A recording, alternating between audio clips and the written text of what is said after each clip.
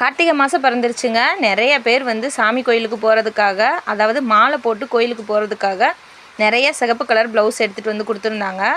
காலையிலேயே பசங்களெல்லாம் ஸ்கூலுக்கு அனுப்பி விட்டுட்டு உடனே உட்காந்து கட்டிங் போட்டு இப்போ உட்காந்து ஸ்டிச் பண்ண போகிறேன். நம்ம சேனல் 1600 சப்ஸ்கிரைபரை வந்து ரீச் பண்ணிருச்சுங்க. இது எல்லாமே உங்களால் தான். உங்களால் மட்டும்தான் எனக்கு இந்த சந்தோஷம்.